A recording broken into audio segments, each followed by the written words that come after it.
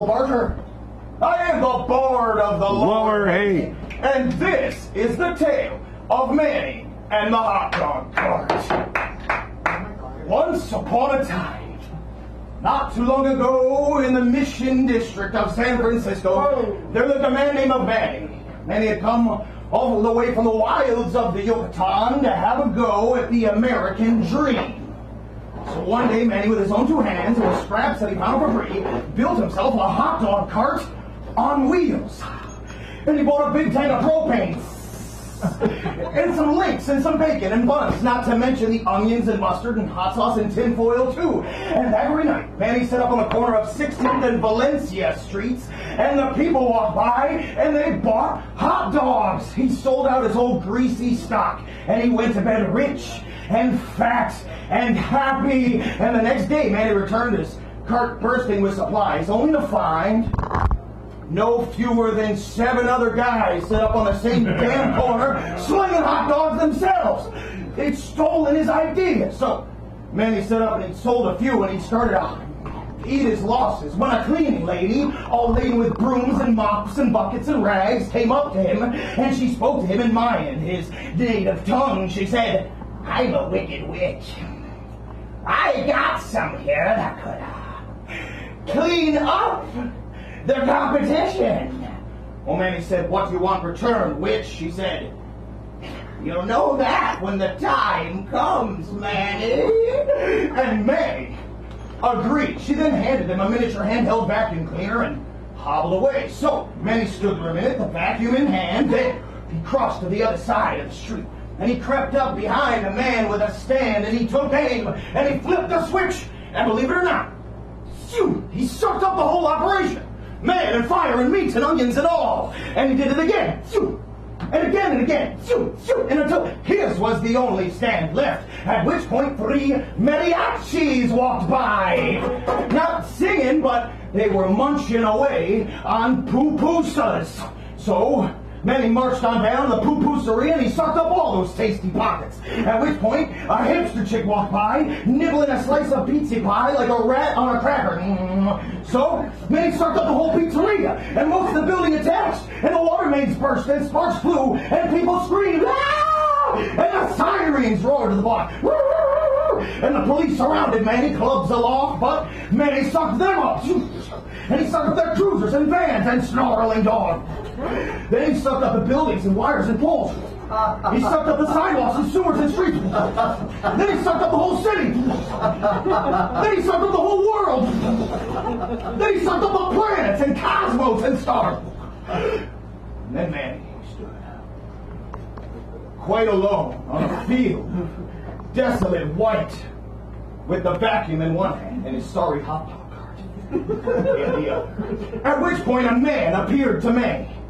The man was short and tall. Oh, sorry. The man was fat and skinny. The man was ugly and handsome. The man was black and white and yellow and red and brown. He was an everyman.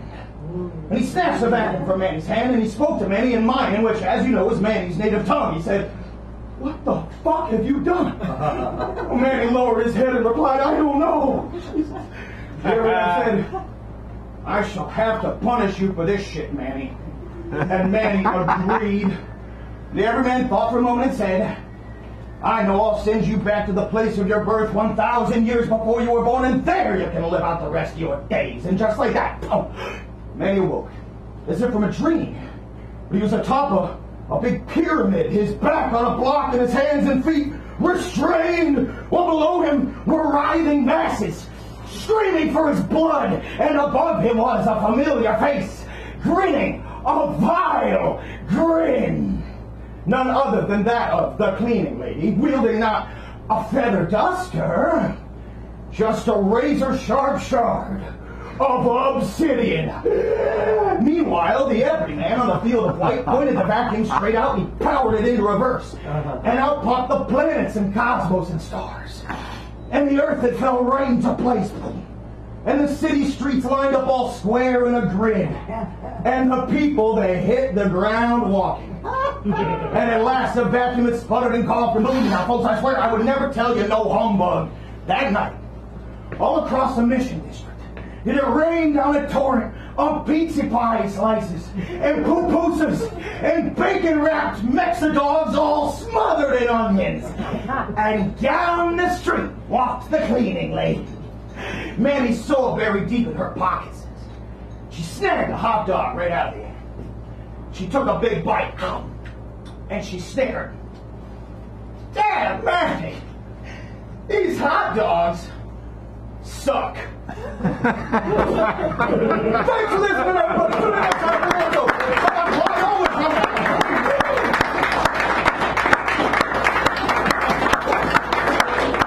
The Clyde Always Show. He's always and he's Clyde. That's the name. All right. Max Blue. Is a Max Blue in the house? Give him a round of applause as he comes up here. And I switch this thing around so we might see him better. All right. Do you feel like on a Friday night, Clyde runs a great open mic at Cafe International? Yeah, he didn't tell him. Cafe International Friday night? For you. What time? What time? 7 o'clock sign-ups? 7:30. 7:30. And that's Haight and Fillmore. Haight and Fillmore. Yes. Just so people know. It's on the calendar. So I recently made this little zine of poems, and there's just a short preface. There's a fence in the, I feel weird calling it a backyard, but you know how these San Francisco little concrete lots are in the back of the home establishment, and there's a plum tree that in the neighbor's yard that you can just barely reach if you climb up to the top of the fence and balance really carefully and reach way over, and you can get your fill of plums. And this summer I didn't have much to do. I was sitting on the back porch after work and I would write poems and eat plums, and I started feeling really bad about it. So I made this book about stealing the plums. It's called 1 Dozen Plums, specifically not for William Williams, who wrote a poem about eating someone's plums. They're very short poems, so I'm going to read all 12.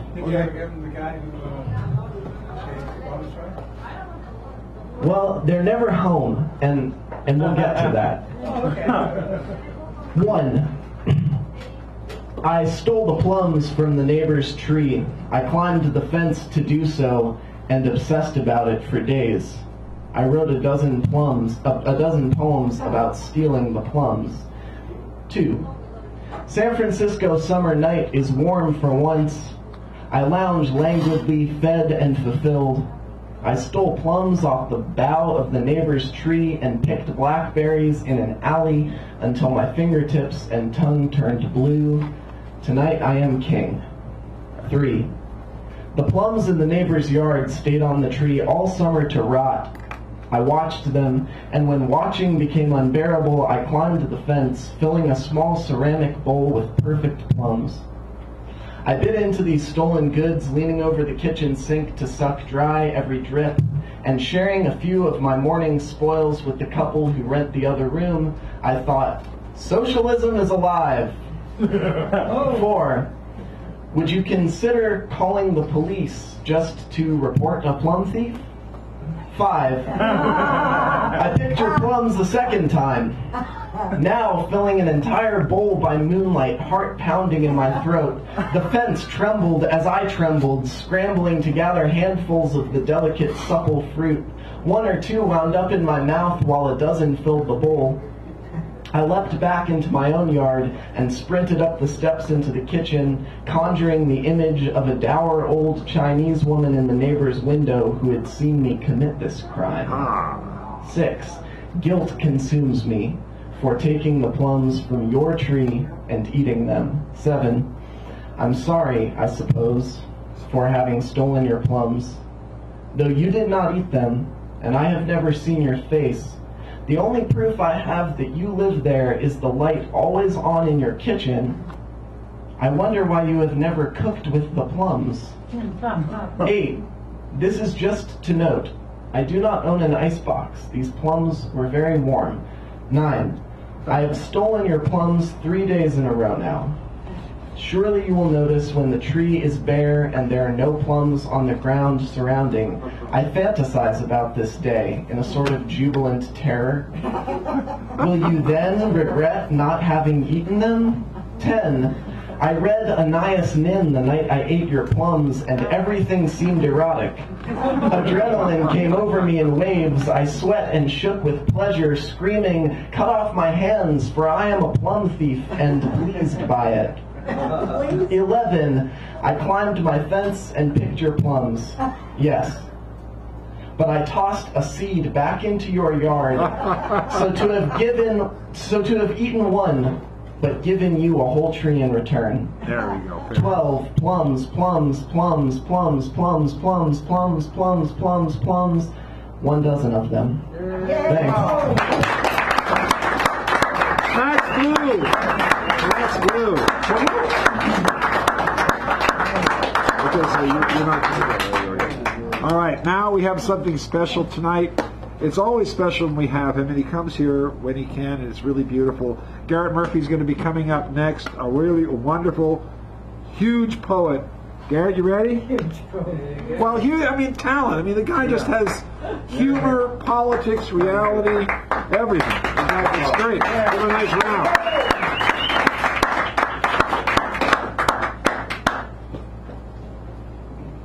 Let me make sure we got you.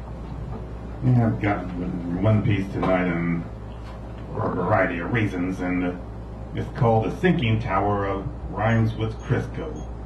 Like present-day imitators of Yertle the Turtle, the FS City parents and developers did at this time, all they really had to do was to simply build a new transit center. But of course, who do we think we are? Anyone can build a simple transit center, but we're SNF, the city that really knows how.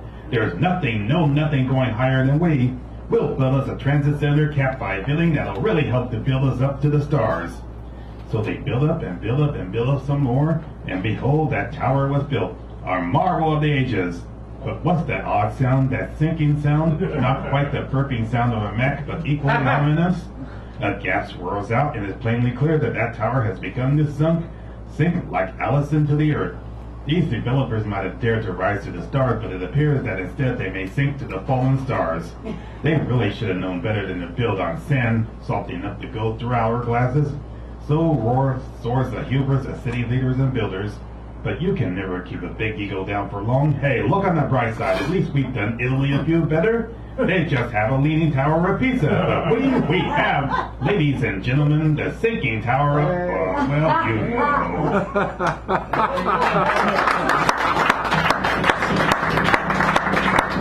Point of information, we delivered steel to that building site before they ever built it. There was, they had dug down 3 feet for the basement, and later they said, recently I heard, we should have gone 7 feet. It's on landfill, which is a mistake, and there was an earthquake before they started building. 1 corner moved 2 inches. So 2 inches? Well, that's a lot. I know, but it's like, when you go up a couple of thousand feet, you're talking yards. A lot. So they knew it's, this whole finger pointing bullshit is like, it was a mistake from the beginning. I'll tell you what, though. Someone made a lot of money, and they're not going to be worried about it. Yeah, they're not going to be able to. They're not going because they're out of it. All right. So we're coming to our last word individual. I know we have a little bit of time. Is there anybody out there said you do want to read that didn't say they wanted to read or something? Anybody? Just checking. All right. So Zubin is coming up as the last word. Give her a round of applause, please. And we'll take care of these prizes, fancy though they may not be. David, we always appreciate everything you do. Thank you. Okay, hi. This poem is Billy Collins from the New Yorker, September 5th. Cosmology. I never put much stock in that image of the earth resting on the backs of 4 elephants, who are standing on the backs of a sea turtle, who is in turn supported by an infinite regression of turtles disappearing into a bottomless forever. How could you get them all to stay still? Now that we're on the subject, my substitute picture would have been the earth with its entire population of people and things resting on the head of Keith Richards, who is holding a Marlboro in one hand and a bottle of Jack Daniels in the other. As long as Keith keeps talking about the influence of the blues on the Rolling Stones, the Earth will continue to spin merrily and revolve in a timely manner around the sun. But if he changes the subject or even pauses too long, it's pretty much curtains for us all. Unless, of course, one person somehow survives being hurtled into the frigidity of outer space, then we would all have a movie on our hands. But wait.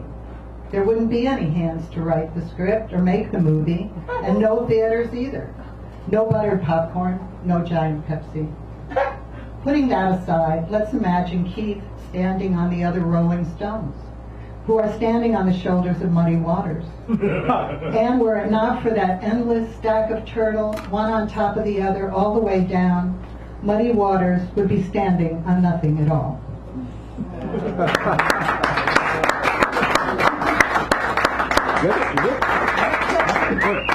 Thank you, Zubin. All right. And now, ladies and gentlemen, a reminder of the prizes available on the door prizes. When you sign in, you put your name next to a number. I now have nut cards with numbers on them, which I'm shuffling, and he will now cut. Let me remind you what they are. We have When the Phoenix Died, Deborah Grace Kitab. This is a very good book. A 2017 calendar. I know, only one. I'm sorry. Poetry Magazine, October 2011. That was after the big change. The Day the Earth Stood Still, the modern version, which is not as good as the other one, but it's nice effects. Spider-Man 2. This is the 4th copy that I have. I don't know how I got 4.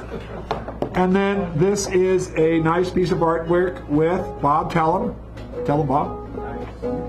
I can't remember right now. Amma, the hugging saint. Picture her when she was young. So. And then, of course, there's the next week's theme, the last word, the keynote, mini feature. Oh, you have the cards for me? Thank you so much. A drum roll, please. Zubin. Wow. That's your number. So any of these fine prizes are yours. Designed, like I like to say, with your mind in mind. Okay. Oh, can you put the information on it? Thank you. Thank you so much. And then Max Blue, where are you? Any of these fine prizes are yours for the taking, the giving, the sweat, and the living. So, What are the options? These, or if you come back next week, you can do the keynote, the last word, the mini feature, or choose the theme. You don't have to be here to choose the theme. I'll put everybody through it. Okay, so all right. We have a mini feature. Max Blue. Thank you. All right. Hal Robbins to the white courtesy telephone, please.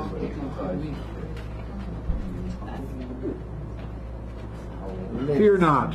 I don't. I know. I saw you saw that. Don't really have room for anything. You can always give it away as a present. Yeah, that's true. But I'll take the keynote. Keynote. Hal Robbins as the keynote. Thank you, Hal Robbins. Tempted by the calendar, but Yes.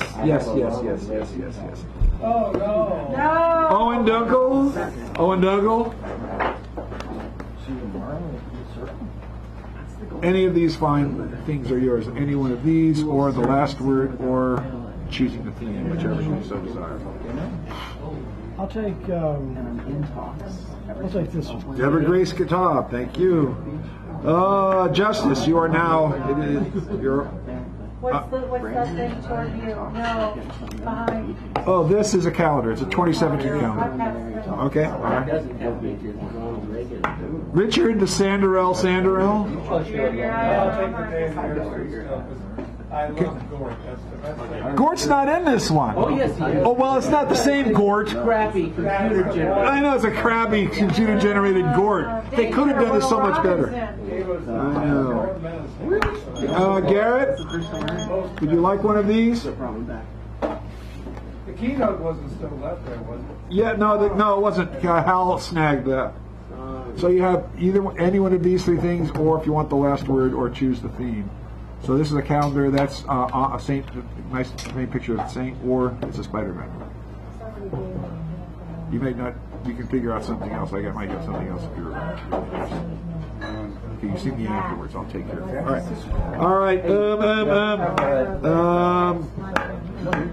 Al left. David Erdreich. Like poster shops? No, but So you have the calendar, last word. I do help the mic. No, I don't really workshop. Okay. Okay, next week's theme is Anchorite. Spell it. ANCHORITE. Okay, the next week's theme is Anchorite. Look it up. Look it up.